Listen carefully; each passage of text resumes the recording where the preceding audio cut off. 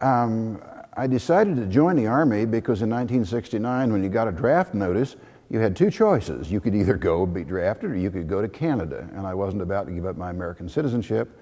So I went to Vietnam as I was a PFC when I got there. I was already a college graduate and a public high school teacher before I was drafted.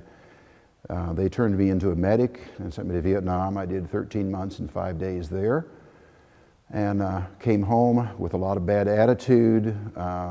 I hid myself in alcohol. I was a poster child for PTSD, had never heard of PTSD.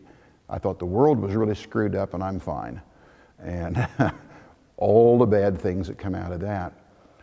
And after I was home about 3 years, long story, but the Lord converted me one day in my own house. No choirs of angels or anything like that. I just realized life was either totally meaningless or Christianity had the answers. And I was suicidal at that point. And I remember saying to God, hey, I've screwed my life up. If you'll take it, you can have it. If you don't take it, I'll kill myself later. And I don't know, I just felt at that moment, I need to be back with soldiers and tell them about this. Because what happened, I relaxed suddenly. First time I had been relaxed in 4 or 5 years. So I didn't really decide to be a chaplain. I thought I would be a civilian pastor. I went to seminary and pastored a church, and then people started saying, guys who had been in the military, started just dropping in and saying, hey, you ought to be an Army chaplain. So I'd been in the Army, didn't like it. And then I had a breakfast with a cousin of mine who was a Navy chaplain. The other fellow at the table did not tell me what he did for a living. After breakfast, he said, hey, I'm the chief personnel officer for the Army chief of chaplain. I want you to be an Army chaplain.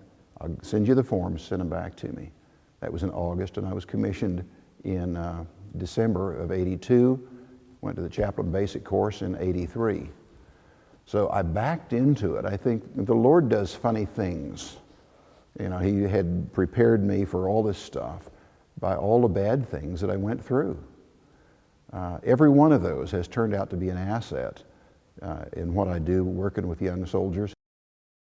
I was born on a small ranch out in Nebraska, so I've been around horses all my life, and you know, my kids are riders as well as good horsemen.